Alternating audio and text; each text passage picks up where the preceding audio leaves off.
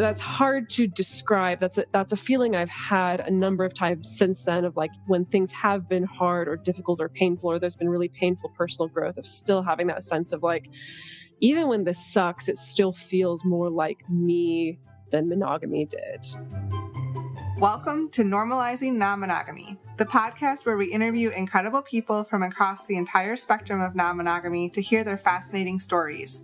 We strive to bring guests on the show who have a healthy approach to non-monogamy. However, it's important to remember that everyone does it a little bit differently, and the views and opinions expressed by our guests do not necessarily reflect our own. Additionally, we produce this show for entertainment purposes only. Please be aware that we aren't doctors or therapists. Consult a medical professional for anything regarding your health that you might learn about on the show. Enjoy! Welcome to episode 104. Happy New Year!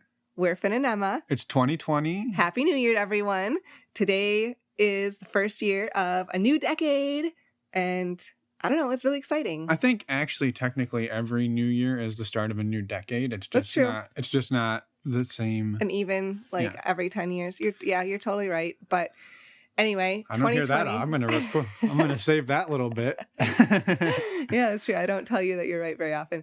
2020 will be a really fun year. We have a lot of things planned and hopes and dreams, and we're going to it's going to be cool. Anyway. Yeah, and well, thank you to everybody for the last year who's helped and supported us and listened to the show and been a Patreon patron, I guess. It's a little redundant. But yeah, for people who've come on the show, for people who've emailed us, for people who've just any way that came to our meet and greets. Yeah, anyone who's helped and supported us, we appreciate all of the love and the support, and we look forward to continuing on well into the next decade. Right? Yeah. Yep. Big plans. Big plans. Thank you, everyone. And Happy New Year. Okay. What do we got today? Today is an interview with one of the three hosts of the Multiamory podcast, Dedeker. She and we talked with her it was almost been a couple of months now. So they were very patient with us. So thank you to them. We interviewed one of her partners a few weeks back, Jace, and that interview is already out. So you can go check that one out as well. But it's a great story. She's got a lot of experience doing this. She shares a lot of her experiences with us, and it's super awesome conversation. So thank you to her, and thank you to the rest of the Multiamory crew for everything they do. And a couple of quick announcements. Yeah, sorry, I'm going to butt in again and be that rude guy. Okay. One quick thing, she mentions, she talks about at the beginning of her journey, she was researching everything on LiveJournal. So I don't know if anybody remembers LiveJournal. Probably there's a handful of people wondering what that even is. But nevertheless, we wanted to give a little more 2020 context resource. So we wanted to throw it's kind of a blog Tumblr page called Poly Role Models, and it's run by a guy named Kevin Patterson. And we actually interviewed him in episode 45, and it is sort of the written version of this show. There's lots and lots of different contributors, people sharing their stories, and so it's a really great resource if you're looking to get more information and don't have the ability to listen to it. So go check that out, support him, and support the great work he does. You will not be disappointed. No, you will not. Okay, another announcement. We are still doing the holiday survey with 1 condoms. So go check it out on our website. You can go in the show notes, follow the link. We need everyone to complete it by January 15th. It's a super fun survey. Yeah, there's really no it's not serious? Is that what you're trying to say? There's no real basis for it other than it was just some fun questions and just to help get community engagement and spread a little holiday joy. So yeah, deadline's January 15th. Go do it. And if you do, you can get an additional 10% off your order at 1 Condoms or their custom fit, My One Condoms. Yes. Next up, we have another fun resource, and we just want to quick mention that any resource that we mention on this show is something that we truly believe in and is important in our lives. Including those custom fit condoms. Yeah. No, we've tried those out too. We try them out every day. I wish. We do try them out though. Anyway, what were you talking about, Emma, before I opened my mouth? Did you have anything else to say about resources that we mentioned? No, we just appreciate everybody who uses the links, and hopefully people find them useful. If you have things that you find useful and think would be great to share with people, send them our way. We'll check them out and then help promote them for people. Yeah, exactly. So this new one, beachbody.com. So Beachbody is an online streaming workout, basically. Well, you stream your workouts online. They have over 1,100 there, workouts online, and it is just a really awesome resource. So think, if you've ever heard of P90X, this is the company who is the parent company of P90X. So P90X is one of the workouts you can get. And they have tons of different workouts from like anybody who's just getting started all the way up to P90X and shit that's way harder than P90X. Yeah, and they have lots of like yoga and Pilates, dance stuff too. Yeah. So it's super awesome. We started using it in 2013, and we've basically had their annual subscription since then. And I mean, we tried gyms all over where we lived, and this was the only thing we found that we could do consistently. We didn't have to go to a gym. We could do it in 20 minutes a day or 25 minutes a day.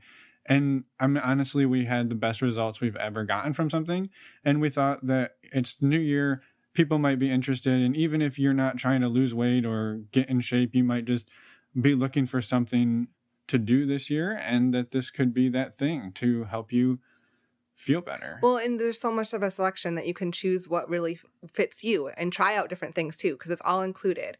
So you can, if you use the links on our website, it supports the show, and then you can get a whole year for $99, which is a lot less than your gym membership. It's even cheaper than that Planet Fitness, which we tried. We literally lived next door to a Planet Fitness, and we had a Planet Fitness subscription, and we never went to the fucking place. So anyway, and honestly, that $99 is not like a promotional thing. It's always $99 every year. Access to all of their year. So anyway, their videos. We'll stop pitching it to you, but check it out if you're interested. I think there's a 14-day free trial, and if you use the links and sign up, we get $8. Thank you. So we appreciate the $8 and enjoy your exercising.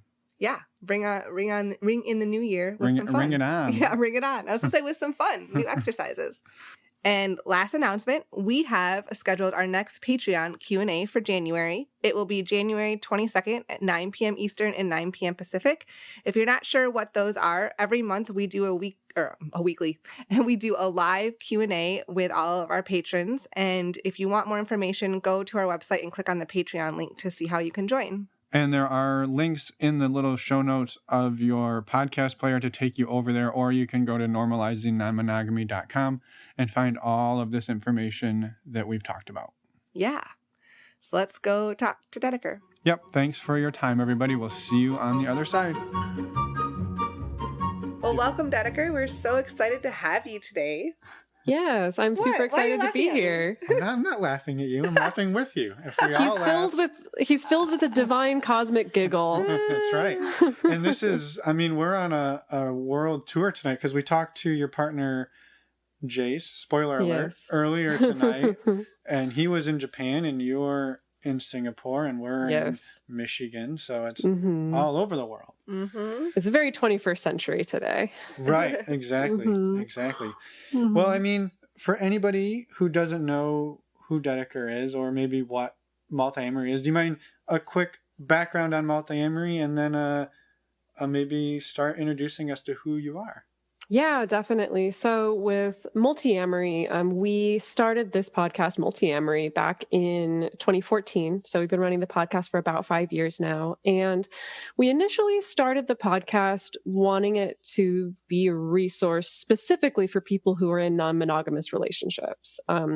So we kind of started it as our approach initially was like, well, polyamorous people need a lot of special advice and they're in all these special situations and we need to speak to that. And to a certain extent, that is true. But over the course of the 5 years of doing the podcast, we slowly learned like, oh no, there's just a lot of relationship advice in general that works regardless of what format of relationship that you're in. And so over the course of the 5 years, I think the show has evolved into being more of a show that's just about like, here's some solid research-backed relationship advice that also is inclusive and adaptable if you have multiple partners, or if you're not following just the very traditional monogamous path, essentially. And yeah, it's been a super amazing experience with Multiamory. Like, we set out to just make this podcast, and we weren't anticipating the community that has now sprung up around it has been just really fascinating and really amazing. We've gotten to meet these great people, and it really showed us, and I'm sure you've seen the same thing with creating your own podcast, it really showed how desperate people are to hear these things and to talk about these things and to be represented. Yeah, for sure. And to find a community that they relate to and that they can feel part of. Yes. Yeah. 100%. 100%. Sure. Well, how did you get involved in the non-monogamy realm of things? Or was it just like there was an opening for non-monogamous podcaster and you... I applied. Yeah. I put in my CV and my resume. I applied to the Polyamory board of directors, and they were very impressed with me. No, it was, awkward and weird and painful, like a lot of people's experience is doing anything that's non-mainstream.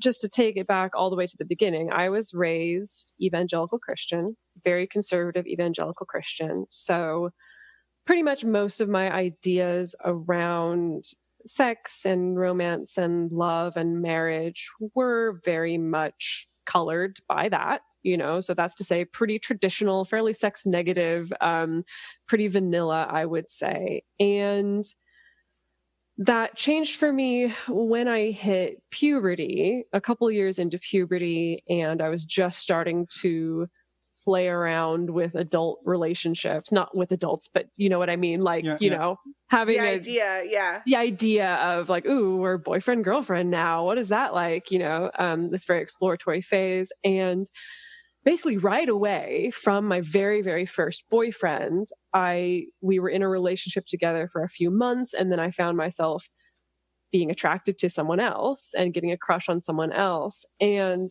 unfortunately at the time, I interpreted that as, oh, there's something wrong with me. Because, to think about it, everything that I got from my church and from Disney movies and everything told me that, like, if you're really in love with someone, that doesn't happen. Right.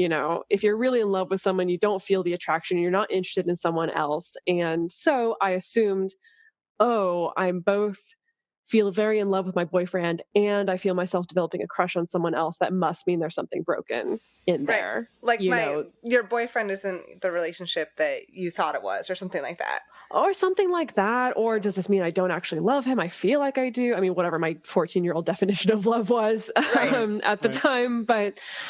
And that pattern repeated itself quite a lot through my teenage years and into my college years, my early 20s and things like that, where I never cheated on anybody. I just found myself wanting to all the time and really not knowing what to do with that information, really internalizing myself as this really bad person. And so often if I was in a committed monogamous relationship and I found myself getting a crush on someone else, it would often cause a weird depression spiral with me, because it would just remind me like, oh, right, I'm this weird broken person who can't just love someone and be okay with that. Apparently this is something I was not baked into my cake for some reason. And so either I would go into just this depression spiral because I couldn't act on it and I felt like there was something wrong with me, or I would do what I think a lot of people do, what to a certain extent we're very socialized to do, which is break up with the person that I'm with and then start pursuing this new person, doing the overlapping serial monogamy, as it were. And for me, where things started to change was after I graduated college and I was in my early 20s, the pattern was happening again, that I had been in a long-term, happily monogamous relationship for a few years. I started developing a crush on someone that I worked with, and I don't know. I just hit the bottom in some way where I realized the choices in front of me are either to go ahead and cheat, which I don't want to do. It's to break up with my boyfriend, which I don't want to do, or it's just do nothing and ride the wave of the inevitable depression spiral that I know is coming. And I was like, all of those options freaking suck. What am I going to do? And I was, venting to my best friend about this over the phone at the time. And he was the first person in my life who ever suggested the idea of an open relationship. And to be totally honest, I was like borderline offended that he suggested that at the time, like, because I was, in my perception, I was like, open relationships, it's for like people who are slutty or sex addicted or like people who are not actually committed to their partner. Like, that's not me. How dare you even suggest that I'm a person who would entertain that idea? However, I did immediately go home and start Googling because I was just at my wit's end, and started just voraciously researching and reading, and up at late hours in dark, forgotten corners of the internet on people's live journals, and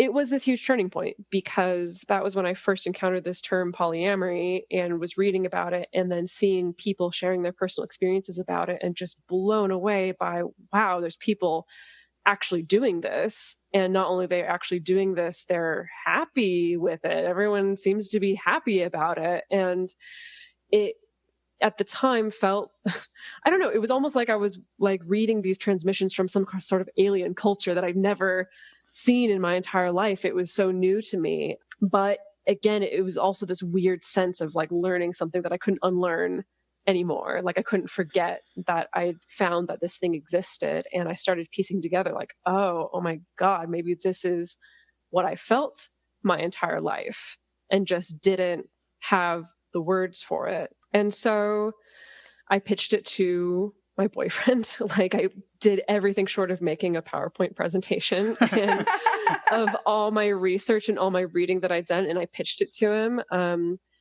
And it all went great, and we're still together today, and that's the end of the story. Of course. Well, it was nice talking to you. Yeah, great. Thank you. Please like and subscribe. Let me know in the comments how you feel. No, it went terrible. It went terrible because I was like 23, and so was he. And we didn't know how to communicate. We didn't even know what we wanted. We didn't even know what our purpose was in doing this. And so that relationship ended pretty quickly after opening up, maybe within 6 months or so. But he was willing to give it a try? He was. Yeah, he was. He didn't shut it down. I don't credit myself with having great powers of persuasion, but he didn't shut it down. So we did take a crack at it. And after it ended, I think a moment that really sticks out in my mind was myself realizing like, wow, that felt really shitty. And I don't feel really good about how that went, but I want to figure out how to do it better next time. That for me, it wasn't like, oof, never touching that non-monogamy thing again. That was a mistake. Right. It was like, okay, yeah, that sucked. That was really painful, but I know that this is still the better choice for me, even when it sucked. Yeah. And that's hard to describe. That's a feeling I've had a number of times since then, of like when things have been hard or difficult or painful, or there's been really painful personal growth, of still having that sense of like, even when this sucks, it still feels more like me than monogamy did. Right. Do you mind like just elaborating slightly on like what were some of the mistake, like the early mistakes that the two of you made that you were like, that was probably something we could course correct as we grow into this? Because I think that could be useful to people who are at that point now. Mm-hmm. Yeah. So a couple things. I think when at my very first crack at this, I came to it with a lot of, I suppose, assumptions about how it's supposed to go. And those assumptions were both informed by just the culture that I grew up in, of what I just assumed to be logical about how relationships in general go, combined with the fact that the reading I was doing, back then, there weren't nearly as many resources about non-monogamy as there are now. It was really a very limited pool.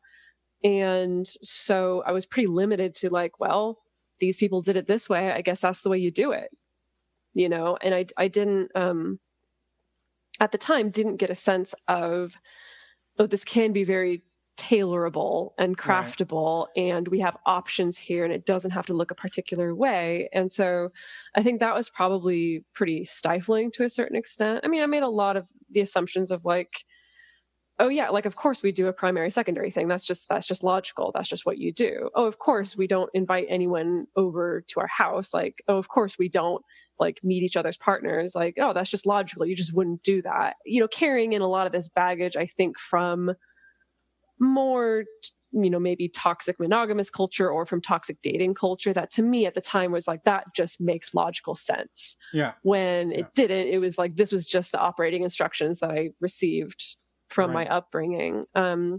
So I think there were a lot of things there that definitely hampered us. For me, honestly, I had not a very good relationship with just communication in general, or being vulnerable or being honest. And that was across the board. That was not even related to sex and relationships. I was just a very reserved person and very buttoned down, and didn't really like sharing vulnerably, and didn't really like, you know, just never really wore my heart on my sleeve or anything like that. And so to suddenly thrust myself into this situation where it's like, oh, the only way this works is if you're being 100% honest, I found myself in this bind of like, but I don't know how. Like, I literally don't know how to do that. I don't know how to communicate honestly. You know, not to say that I was lying a bunch, but it was more of like, I just don't even know how to get myself to a place of feeling comfortable being honest with my partner or being safe about that. Right. So I think that was definitely an issue as well. Well, I would even imagine at that point, like being that new to it, that it wasn't even that you didn't know how to how to communicate it. Like, you may not have even known what it was you wanted, right? I mean, that's something that even we struggle with, right? And been doing some form of non-monogamy for over a decade ourselves, and it's like we still look at each other like, well, I don't know what exactly we want sometimes. And I mean, being in the early stages of that, I think that's super common. Oh yeah, 100%. I think that is a bind that I've seen a lot of people get into, especially now that I've been working with clients for the past number of years, and especially working with a lot of people who are very new in their non-monogamy journey, is this double bind of, it's super important to be very explicit about what you want and be very honest about what you want. But often you're in a position where it's like, well, I've never experienced any of these things before. I don't know what I want. I can only speculate. And it is that difficult balancing act of like, how do I move forward and experiment and explore and figure out, while still also being totally honest, while still also making sure my partner doesn't feel like they're just getting jerked around by my wants and desires changing all the time. That it's not easy for sure. Yeah. So after that relationship didn't really work out, what next steps did you take? Well, next steps. Well, I moved out. First step, check. That was also my first cohabiting relationship as well. So there was a lot of lessons learned in that arena, even separate from the non-monogamy thing. I moved out and I started dating. And I think for me, it was, you know, kind of this weird thing of it being the first time that I was really stepping into the very traditional dating scene. Because I think, you know, that relationship that had just ended, I met him in college, where it was, you know, the way you meet people in college, which is like, we're in a class together. And so that's how we, you know, it wasn't like we're on apps together, on dating sites together, you know, navigating all this stuff. So dove into that world. And at the beginning, I struggled with being very afraid of rejection. It is this kind of funny thing that like when I was in my early to mid 20s, that I'd, you know, be getting ready for a first date and all my anxieties would be like, oh God, like I really hope he likes me. I hope that he's not disappointed in me. I hope that he wants to be with me. And now when I go on dates, I'm just like, I hope I don't dislike this person too much. I hope I like this person at the end of the evening. I hope they're not too disappointing, which is kind of funny. But, you know, I really struggled a lot with rejection. And so, of course, I really struggled with, do I disclose that I want to be non-monogamous, or that I want polyamory, or that I want to be sexually open? Like, do I disclose that? Do I not? Do I wait a few dates in to disclose that?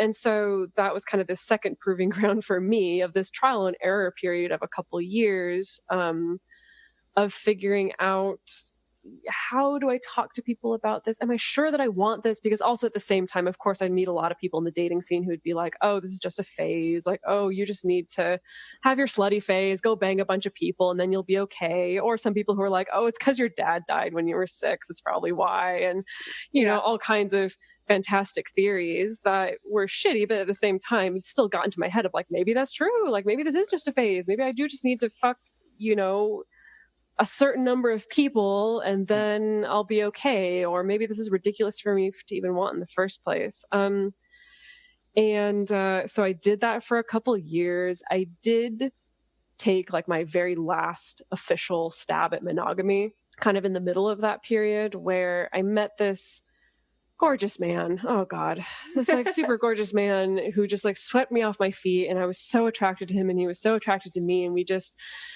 immediately like fell really hard for each other. And of course, like I tried to talk about the non-monogamy thing with him, but he was like really not having it. And I kind of posed to myself, I was like, okay, this is going to be my last crack at monogamy, because under these conditions of where we're just like so madly in love with each other, this is what everyone's been telling me is like the thing that I should be waiting for that's going to make monogamy easy. If anything, you know, that is like, these are the conditions under which monogamy should feel the best. Right. You got your Prince Charming, right? So I got my Prince Charming. Yes. And so I was like, okay, fine. This is going to be it. I'm going to give it a try, another try. And yeah, within just a few months, I was like, this is still not me. This is still so not me, even though I was still head over heels with this guy. And, you know, I thought the relationship was heading in a really great direction. I still knew. I was just like, oh, I can't do this. And so that was really difficult. Like I ended that relationship while still in NRE, you know, like that was the really difficult part. It's like, while still really in love with this person, ended that relationship because there was a part of me that was just like, I know this is not going to go well. Like I know that this rubs me the wrong way somewhere deep down in there. That is tough. Yeah. I think something a lot of people struggle with is that when someone's clearly bad for you, there's a certain part where it's easy to walk away from that, or it's easy to say no to that. Like you see red flags or there's incompatibilities and that's easy. It's a lot harder when someone is good for you, but not great for you. Yeah. You know, like sometimes on the pathway to finding the great choice for you, you do have to end up saying no to a lot of good choices. And I think that's where a lot of people get in the weeds about relationships sometimes. Yeah, well, and not even because of your own internal monologue, but the external pressures of people who see that and they're like, you're breaking up with him. Why would you break up with him? It was perfect. Mm-hmm. You know, okay, fine. He doesn't, you know, wash the dishes, but whatever the excuse is. And it's, so you're battling your own internal demon. And then you've got the external people trying to convince you that you shouldn't be giving up on Prince Charming. Oh yeah. 100%. But after that experience, I finally buttoned down and I was finally like, okay, I'm just going to start taking ownership of this. Like, I'm going to put it on my dating profiles. Like, I'm polyamorous. And if you don't know what that is, like, you can go here, or here's my, you know, elevator pitch version of what that means to me. And this is what I'm looking for. And I finally bit the bullet and was just like, okay, yeah, this is what I'm looking for. This is who I am. And there was a big shift when that happened. And again, it wasn't necessarily a perfect transition. There were certainly some hiccups, but at least when I look back on my own life, I see that as another turning point where suddenly, surprise, surprise, when I suddenly took ownership of who I was and what I wanted, then I found people who wanted the same thing, you know? Yeah. And that was when I finally started getting into relationships with people who weren't just rejecting me out of hand for wanting to be non-monogamous, people who also identified as polyamorous or non-monogamous. And that was when I finally started to get some actual traction of, okay, here's some like actual real world experience of like dating people who are non-monogamous and what that looks like, what that feels like, what are the best ways of doing that work for me, as it were. Mm-hmm. Wow. I feel very lucky in the sense of going through that journey. I do think I got to essentially sample a lot of different flavors of non-monogamy, which is great because I did kind of start out in this what does like don't ask, don't tell kind of open relationship non-monogamy feel like? Okay, what does non-monogamy that's more just about like swinging and play parties and more like emotional monogamy but sexual non-monogamy, what does that feel like? Okay, there's that. Okay, what does kind of like parallel polyamory feel like, where I'm developing multiple meaningful relationships, but maybe there's a lot of separation between those relationships and some compartmentalization? Like, okay, that's what that feels like. What does polyamory with really strict hierarchy look like really strict primary secondary hierarchy look like? Okay, that's what that looks like. What does polyamory feel like when there's not so much hierarchy? What does relationship anarchy feel like? And so I do feel, even though like all of those had their foibles and pros and cons and things like that, I do feel very happy and satisfied with the fact that I've gotten to experience a lot of different flavors of that. Well, and like your journey of figuring that all out and eventually becoming like being open about who you really were, it wouldn't have looked the same if you had tried that in the very beginning, because like you didn't know that in the very beginning, right? So it's like it sometimes the journey is tough, but you have to do it. Like you need to take that time and let yourself go through those stages. Yes, 100%. So where have you sort of settled at the moment? And keeping in mind, right, that it, you're not necessarily at the end of your journey, right? That it could change in a month or 2 months or whatever. Yeah, that's a like really exciting and scary thing when I think about it. I'm like, oh, geez, if there's this much change in the last 10 years, I'm like, where am I going to be 10 years from now? Who knows? You're going to be monogamous. I know. I'm going to circle right back around to being like monogamous evangelical Christian. My mother will be so happy.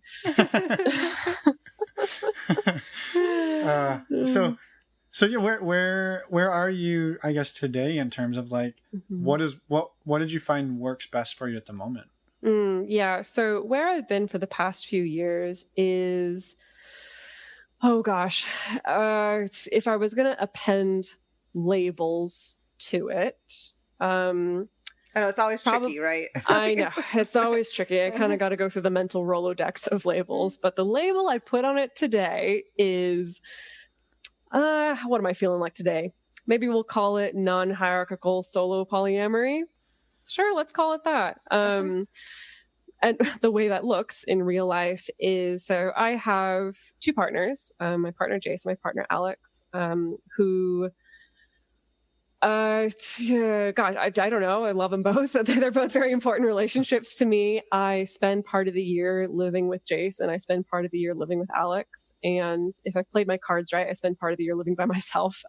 Sometimes that doesn't always happen, but that's kind of where things are now. I don't really practice any kind of specific hierarchy, other than the sense that it's like, to me, Jace and Alex both occupy kind of this primary sphere, I suppose, although I don't call them my primaries or anything like that. But if you want a quick, kind of a shorthand description of this quote unquote seriousness of those relationships, that's how they feel to me. But I don't, like between those two partners, I don't necessarily put them on any kind of like ranking system or things like that. The polyamory that I practice these days is a little bit weird in the sense that I think, like yourselves, also live a fairly nomadic existence. That since my work is remote, I move around a lot. So I don't even have a permanent residence necessarily. I don't even have an apartment. So I'll spend a couple months out of the year living in Japan, and then a couple months out of the year living in Singapore, then a couple months out of the year living in California. And so that sets up some interesting situations in the sense that often throughout the year, for at least for part of the year, one of my relationships is long distance. Because Alex lives in Singapore and then Jace lives on the West Coast. And sometimes Jace travels with me to Japan. Sometimes Alex travels with me to Japan. So it's all fairly nomadic in that sense. But it does make things a little bit different, where it's like when I'm living with Jace or when I'm living with Alex, it's like from the outside, it looks functionally monogamous, because it is like, well, I'm here in Singapore for 3 or 4 months and I don't feel particularly inclined to like date people or hook up with people necessarily. And so functionally looks monogamous, except for the fact that I'm still having Skype dates with Jace and, still talking, like, maybe talking about dates that people are going on and things like that. And so it's like the way that I've come to think of it is, back in the days when I was less nomadic, when I was like living in LA, and it would be like, okay, like I'll spend a couple days of the week with partner A and then a couple days of the week with partner B, that instead it's almost like that time is defragged to be like these big chunks of time together that kind of alternate in that way. So that's kind of the life that I'm living right now. All of us, like myself and Alex and Jace, like, do like date other people. For me, I'm not really like dating very heavily right now, because I've got a pretty full plate between two partners and work and projects and stuff like that. But that's, I guess that's generally what's going on right now. I use the term solo polyamory because I think that the term solo polyamory has come to mean not seeking to be part of a couple or not seeking to like have like a primary relationship or something like that, which is kind of true in my case, and then also kind of not true. So I don't know if I qualify, honestly. The Solo Polyamory Coalition may get angry at me for using that label. I don't know. We're not on the board of directors, so we can't rule on this, but it makes sense to me. We'll allow it. Yeah. So, yeah. As you've traveled around, how have you? I know you say you have, like, currently you're not dating very much, but how have you navigated, polyamory throughout different cultures? Oh goodness, yeah. So I officially started being more, location independent or nomadic in, what was it? August of 2015. So about 4 years ago. And when I first started traveling, I was both just traveling, like moving a lot more and also dating a lot more. And because it was fascinating to me, not only how people in different cultures respond to non-monogamy, but also just what dating culture is like in general in these different cultures. My experience of being on Tinder in Greece was vastly different from my experience of being on Tinder in Turkey, for instance, which is vastly experienced from the experience of being on Tinder in Japan. So that in itself, I could write a dissertation about, I feel, just those cultural differences of dating culture in general. But yeah, with the non-monogamy thing, it's sometimes hard to feel out. See, the funny thing is that when I would get to a new country or a new culture, I do find that it's easier to start with finding, like, where are the swingers, essentially. That's the first place to go, is like, because there's going to be some swingers somewhere. Like, they're going to be out there. And I think on dating apps, they're sometimes a little bit easier to find because they're usually a little bit more explicit in like what they're looking for and why they're there and stuff like that. And so if I can find where the swingers are, usually I can kind of follow the trail of breadcrumbs to where the other non-monogamous folk are.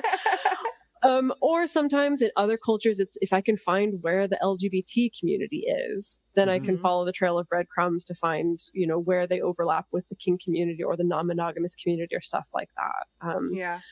It is interesting. So I spend a lot of my time in Japan, and there, like the Japanese community is really interesting because the Japanese non-monogamy community is still pretty small.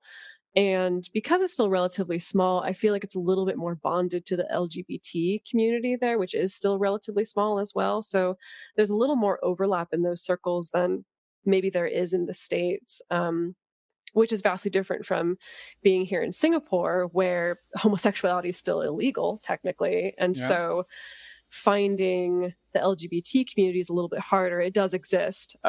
But finding it's a little bit harder. It's actually been a little bit easier in Singapore to kind of find the swingers community and, again, kind of keep doing the sleuthing from there to find the non-monogamous community. But it does influence things because, for instance, my partner, Alex, who lives here in Singapore, it is usually just a lot harder for him to date because it's a much more conservative, buttoned-down country around those things. There isn't quite the thriving, like, polyamory meetup community or discussion group scene as there is in a lot of, like, cities on the West Coast, for instance. For sure.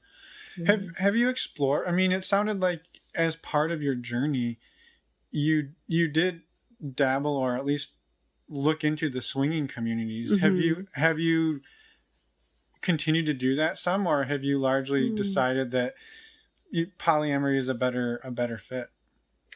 Yeah. So I don't know. I mean, I didn't make any hard and fast decisions that I recall anyway. The board of Not that I directors for recall. swinging didn't vote you out. Yeah, no, they haven't revoked my membership yet. But yeah, I don't know. So yeah, I did have a period of a few years where that was the primary form of non-monogamy that I practiced, was, having a few partners, but mostly it was having kind of one primary partner where we're emotionally monogamous and we're the ones who go to like swinging parties and play parties and stuff together. And I had a lot of fun in that scene, had a lot of fun at play parties, really enjoyed that. But it never became a thing of what is it? What did it feel like? It felt like, cool, like I went to this country and I experienced this new culture, and I'm glad that I experienced it, but I don't necessarily want to move there, I guess. Has kind of been my feeling. And so since then, I'll still go to the occasional play party. I'll be honest, I think that when I go to play parties these days, I get much more satisfaction out of just being in a sex positive space, more so than what actually happens with myself and my body in that space. I can totally relate to that too. Mm-hmm. Yeah, I just still really enjoy being able to be around people who can talk honestly about sex, or where I can just be honest about having multiple partners, or just be honest about having a sex drive at all. Like there is something really nice, and I think life sustaining out of being in spaces like that. But I tend to not necessarily seek out the play party scene very proactively these days. Yeah. No, it's just fascinating because we, oftentimes you hear this harsh, like, well, we're swingers, we don't do poly. Or on the flip side, you hear the, well, we're polyamorous, we don't do that swinging thing. And so it's refreshing to hear. And this is something that we know, having interviewed 85 plus people, that the line isn't as cut and dry as people want to make it seem. Yes. So we appreciate 100%. You speaking to that a little bit, that it's... Oh yeah, definitely. I think it reminds me of a few years ago, we had on Multiamory, we interviewed Cooper S. Beckett, who runs the Swing Set Network.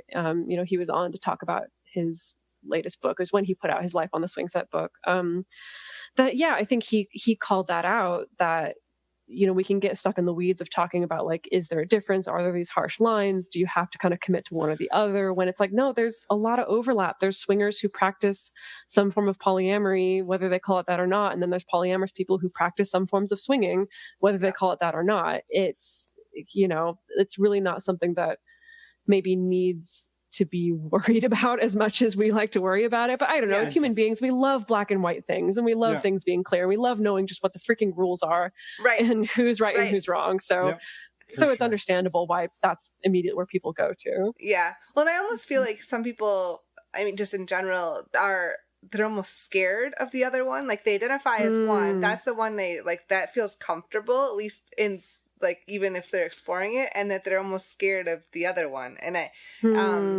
don't, or maybe it's just because it's more unknown to them. That maybe that's what it is. But it's just interesting. 100%. Yeah. Yeah, for sure. Yeah, I don't know. I haven't proactively sought out like a play party or a swinger space in quite a while. To be totally honest, geez, this is maybe going to sound terrible, but maybe the two of you can relate to this, that when you're creating content about this all the time, sometimes you just want a break. I need to go to church.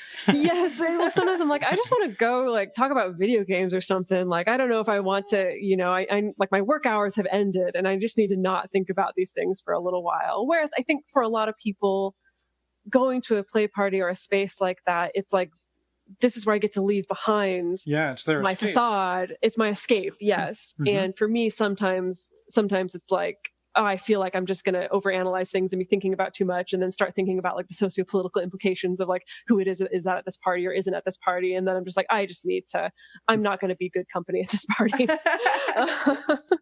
How did... I can. Were you gonna make a joke and then? Well, I was gonna say, like, how did you curate this guest list? What was your reasoning? Right. Yeah.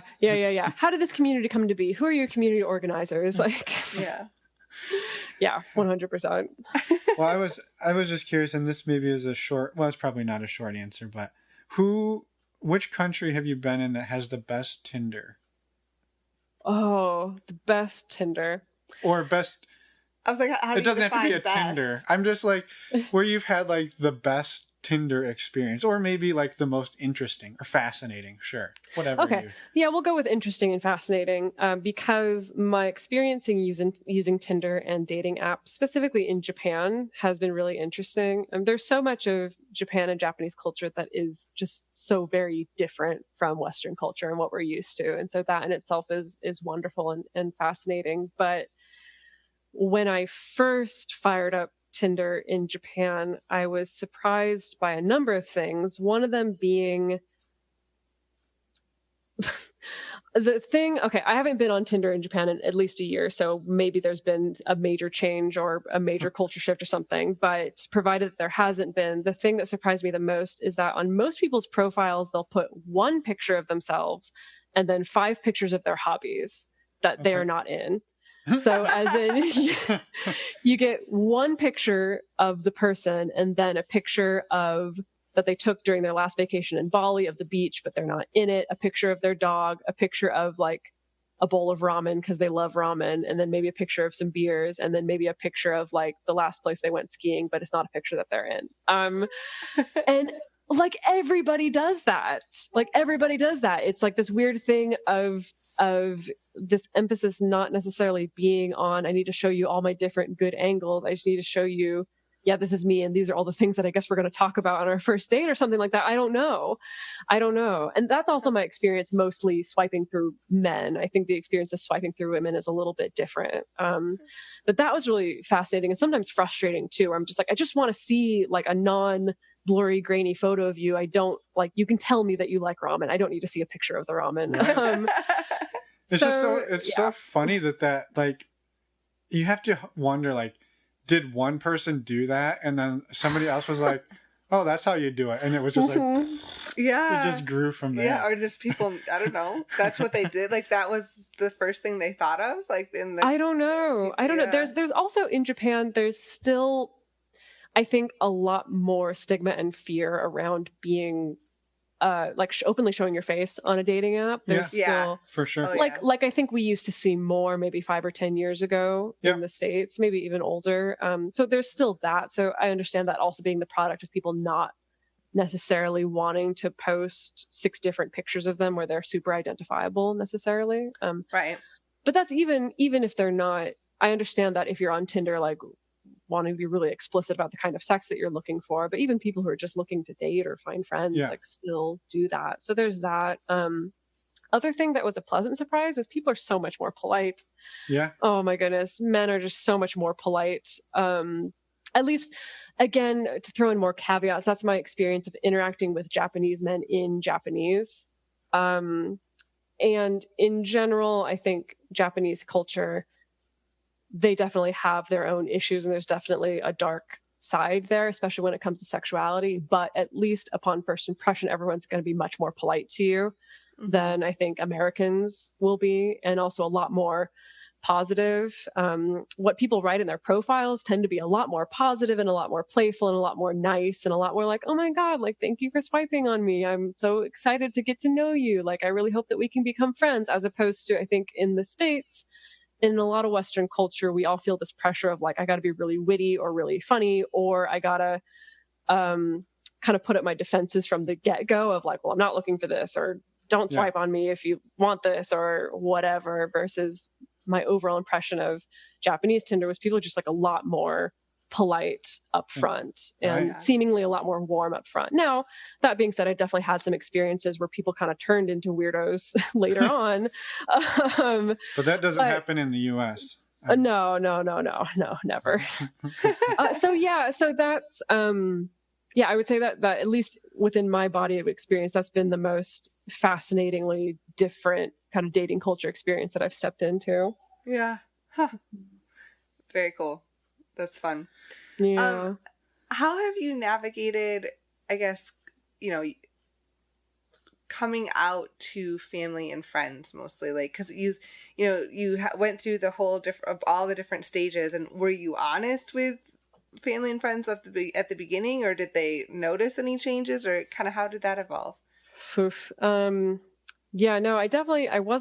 out for quite a while, I didn't feel necessarily the impulse to be out until I had gotten to a point where I had two partners, both of whom the relationship was developing into something that felt very serious, felt very deep, felt very meaningful. And my mom was coming down to LA to stay for a few days. And I realized both of these relationships are at a point where I would want to introduce both of these people to my mom. Like, that's how it feels. It feels weird to have my mom come down and then for me to be like, I guess I'll just pick one of you.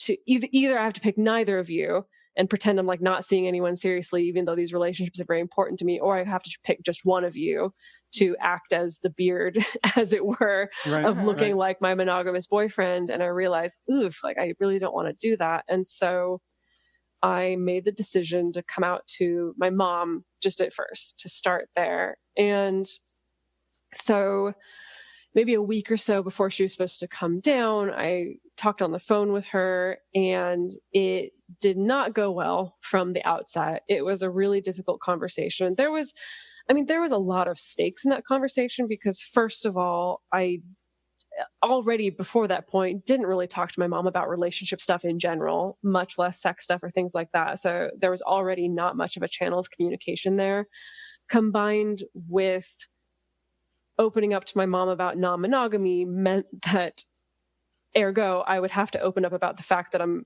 not a practicing Christian anymore. And so I ended up having this coming out conversation that was not only coming out about having multiple partners, but was also coming out about not identifying as a Christian anymore. And so that was a rough conversation. Yeah. And especially over the phone. Yes. Yeah. I think I'm trying to remember if we did it over Skype or not. I don't remember. Yeah. I probably blocked it out. I don't know, but but it wasn't in person is the point. It wasn't in person. No, it wasn't in person. And it was also the kind of thing where I headed into it feeling, having pumped myself up and being like, I'm going to be very confident and I know what I'm going to say. And then as soon as my mom starts crying, then I start crying because it's like, well, your mom's crying. And so you cry, I guess that's the thing I have. But, and so then it's really hard to be like, no, I'm really happy, Mom. I promise I'm really happy. Although the good thing in that conversation was actually probably there was kind of a stroke of luck in that she got interrupted by a phone call that she had to take. Like it was like from the doctor's office or something like that. And so we had to stop in the middle of that conversation so she could take this phone call. We, were not talking for about 10 or 15 minutes or so. I took that time. I just sat, I meditated. And then we came back to the conversation and it was like a whole new conversation after we came back to it. And I don't know why that is. I don't know if it was for me just getting to kind of sit down and chill out and for my mom getting something to take her mind off of it. But then we could come back to the conversation in a way that was much more calm and much less emotional. And the thing that I do remember from that conversation is she expressed to me, this isn't what I would have wanted for you. What I would have wanted for you is for you to be with one person who takes care of you and is there for you and is stable and you feel safe and secure. And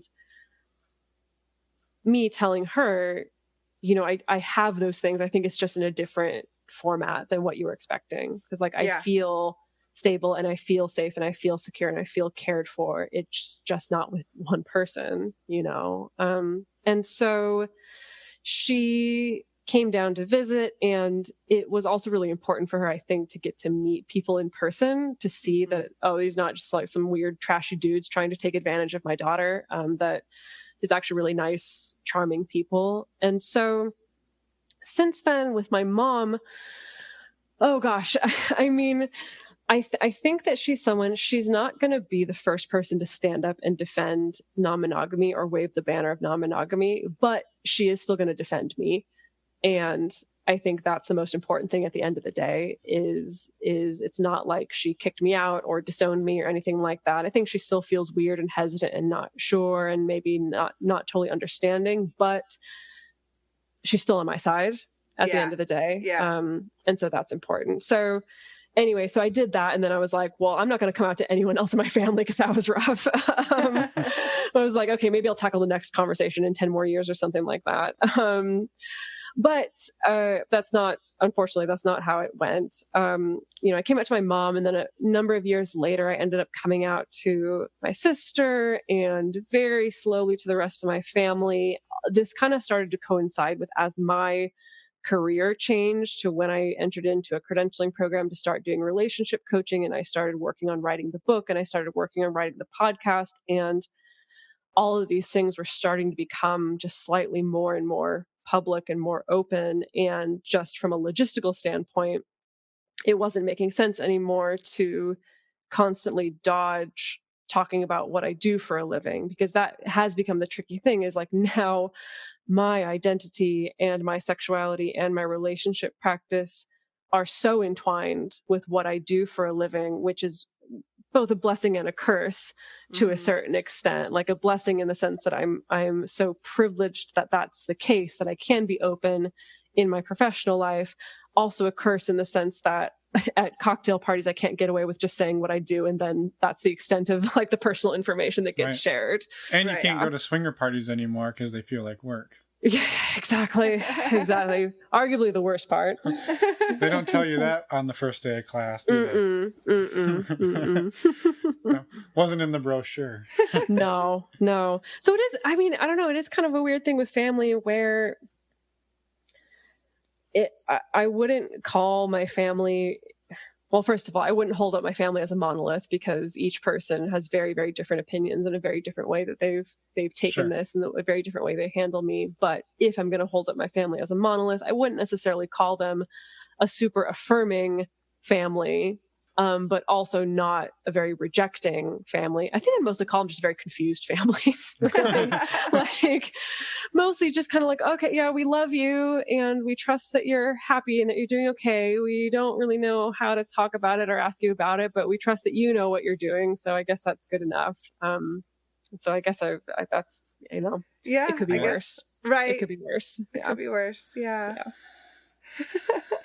That's funny. Well, I was curious if you have maybe like what over the past few years or over your time exploring this, like what has become like your favorite thing about exploring non-monogamy? Like when somebody's like, well, why do you do that? Like what's your like, well, because this part is so amazing.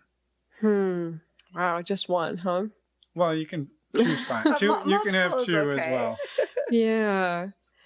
For me, the memories and the moments that like stay in my heart and, produce the most warm fuzzies and feelings of like acceptance and closeness and happiness are, I have memories of, multiple memories of, let's say, going to a party at a friend's house and my partner is there, my other partner is there, my other partner's other partner is there, my ex is there with their new partner and their other partner, and like my other partner's ex is there also, and also like our friends and the people who've been comments or people that we've hooked up with and stuff like that. And it's all just like cool. Like it's not this whole awful drama fest. It's not this huge nightmare. It's just like, okay, it's cool. Like we're all on the same team. We're all in the same community. We're all kind of in the same tribe, if you will. And those moments, whether it's like at a big gathering like that, or even just kind of a small gathering of it, like it's me and my partner and my metamor, or it's me and both my partners or something like that, that those moments there's something about those moments that really strike me to the core. And it's surprising for me because I'm very much an introvert. I'm someone who really thrives on alone time. I'm, even possibly a little bit misanthropic, if I'm being totally honest. And so for me to enjoy being around people and larger groups of people is very rare. But this experience of stepping into a group of people where I feel very personally like intimate and close with each person, even if we're not romantically or sexually intimate, even if our intimacy is because we are ex-partners, or even because our intimacy is because we have a partner in common, we're metamors, that there's something just really nice about that. And when I think about it, it's a very rare thing, I think, in this day and age. It's like maybe what it would feel like to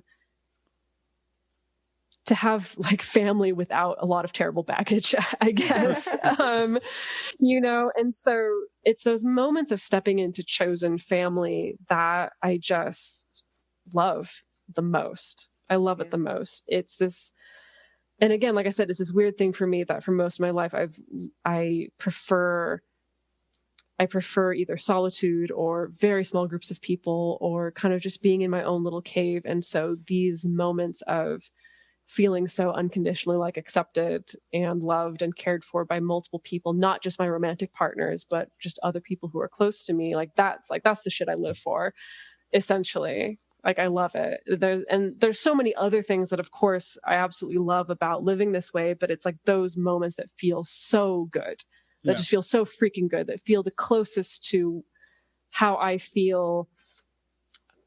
This is maybe a little bit speculative, but it seems like it's approaching the way that maybe as humans we were supposed to evolve within our communities, within our tight-knit little groups of 50 to 200 people that you would have lived with your entire life from the day that you were born until the day that you died, and developing these intimate relationships, sexual or not, with a variety of people. And those are the people who are around you all the time. That I suspect maybe that's what that felt like, as opposed to our day-to-day life now, where it's like, yeah, I have my little tiny group of people at home, whether that's just my partner or just my immediate family. And then I have to go to work around these people that I'm not that close to or not that intimate with, and ride on the bus with all these total strangers. And like, maybe that's a little bit more foreign to the human experience than the experience of spending all your time around all these people you would have had this history with and this mutual care for. Mm-hmm. Yeah. And so when you step into that space, you feel at ease and at home, even if it's bigger than your normal preferred crowd size. Yes. Yeah. Surprisingly for me. Yeah. Oh, that's amazing. Mm-hmm. Mm-hmm. How have you handled safety, both sexually and for your physical safety, as you navigate non-monogamy, especially traveling too as a solo woman? Yeah, let's see. Sexual safety. I mean, for myself right now, I've found it easiest. My philosophy has mostly been about kind of personal boundaries and kind of taking care of my own safety, taking responsibility for my own safety. So what that means for me is like, I make the choice to use condoms with everybody that I sleep with. It doesn't matter if we've been together 10 years or 2 weeks or whatever, like, we still choose to use condoms. And also just being really honest with people about everyone's different level of acceptable risk, And so just being really explicit with people of like, I have, I use protection for these kind of sex acts. I don't use protection for these kind of sex acts, stuff like that.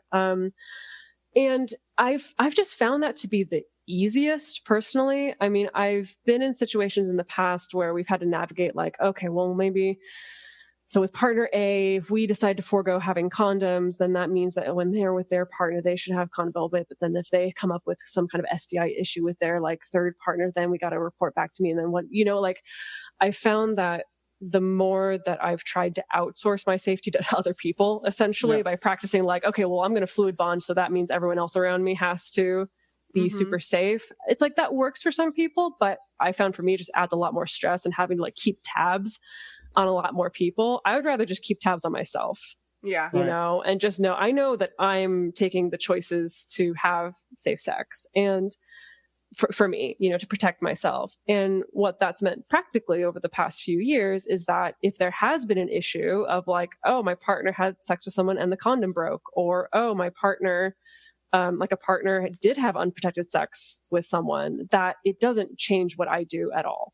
Yeah. Like there doesn't have to be this grinding halt of like, oh gosh, well, we all got to get tested and you got to talk to that person and to that person's other partner. And oh gosh, we got to add this. And I also need to be mad at you about, violating some kind of rule we had set up. It's like, oh, okay, thank you for letting me know. But like, it literally doesn't change anything about how I have sex with you, because I'm still going to use the same protective measures. So I've found that that's been the easiest for me.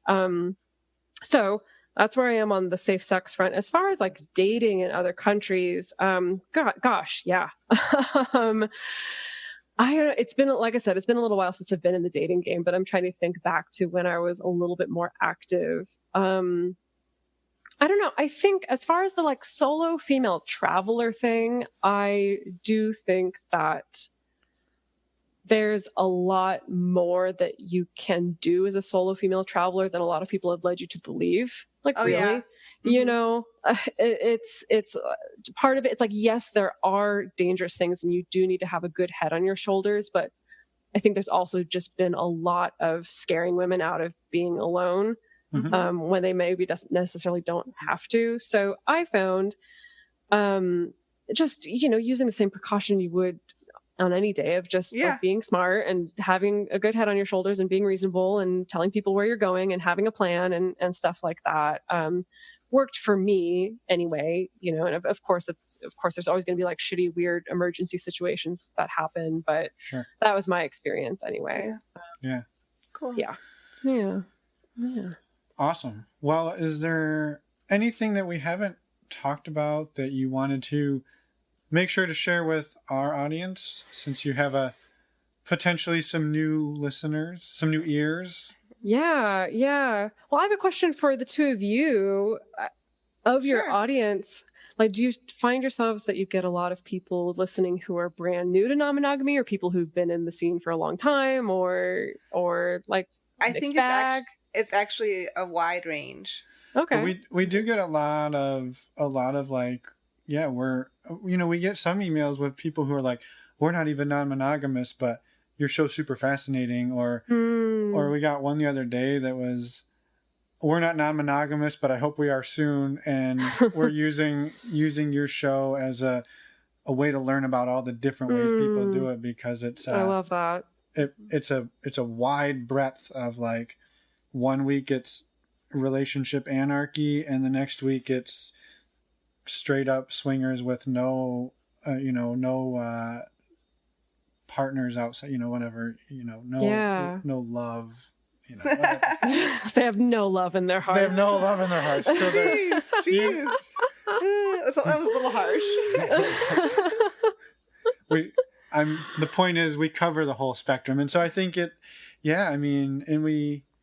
we also get people who are, we've done it this way forever, and we heard about this thing, and now we're changing the game a little. So it's it's a wide range. So it's super exciting, because you never know when you get an email and you open it, you never know what it's going to say. Oh gosh, yeah. Oh my goodness. I'm sure you know that as well.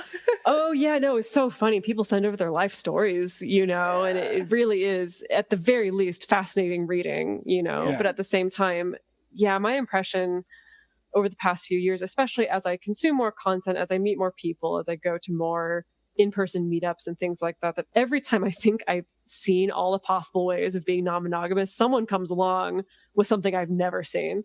Good, bad, healthy, unhealthy, that I'm constantly surprised the more people I meet practicing this, which is great, which is fantastic. It's for sure. I think it's why it makes it so dang hard for representation to be a thing, because inevitably someone doesn't feel represented, in their style of non-monogamy. But no, I think that's fantastic, because I think, like I was saying earlier in the interview, that when I was starting out, it was just like so limited what models I even had, or role models. And so to have such a wide variety, I think that's going to be something that I hope would empower people, and I hope would empower people to feel like they have choice. Well, we appreciate that, and thank you, to you and obviously the rest of the Multiamory team for putting other sex positive content out there. And it's, every approach is, someone's going to relate to it, and we're happy that you guys were willing to come on the show and definitely share it with us. So, and we'll definitely put links to the Multiamory show and everything, all contact information in the show notes. So are there any personal plugs you want to give for yourself? I know you mentioned you do some relationship coaching, or so I've been doing coaching with clients for 3 or 4 years now.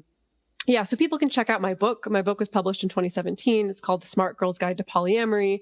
You can find it on Amazon, or you can find it if you Google my name. It'll probably be pretty easy to find. I also do one-on-one coaching with clients. So I work with singles, couples, triads, polycules, the whole shebang, as it were. I work with people who are wanting to open up their relationship, or people who've been non-monogamous for a long time and are just tackling personal issues, or people who have been open and are now interested in closing their relationship. So just a wide variety of situations that I handle. And so definitely, if people are looking for any kind of guidance in that, definitely recommend that they reach out. Awesome. Well, we'll, again, as Emma said, we'll put links for everything you have to offer in the show notes, and we'll make it easy to find for people. Excellent. Excellent. Well, thank you so much for listening to me gab for like an hour. No, people always say, sorry if I talk too much. Well, that's the whole point. If you don't talk, the whole point. It's pretty boring. So it's not a good show. So we appreciate it, and thank you for your time, and have a wonderful, hot Singaporean day. Yeah. Thank you. Welcome back. How was that workout? Listening. Actually, you could listen to Dedeker's while you're working out. Yeah, you could. You'd have Sean T yelling in your ear. It would be hard to do while you're doing Sean T or Tony Horton or something on Beachbody. Tony Horton's my man crush. I know. Okay. Thank you, Dedeker. We got a little distracted here. But thank you, Dedeker, for coming on the show, sharing your story. We really appreciate you sharing with us and spending the time to record with us. And for creating your own content as well. And to the rest of the not polyamory team. She's on Team Polyamory. Yeah. The rest of the Multiamory team for all of the work they do. They have lots and lots of episodes. Go check them out. And hey, check us out next week. We have an interview with Casey and Laura. That's great. It's actually Laura and Casey, but okay, close. You're close. Right. What do you want to say about them? I'm not going to say anything. All right. We'll make sure everybody's here next week. Super fun story. Come back in a week. And we'll see y'all then. Happy New Year.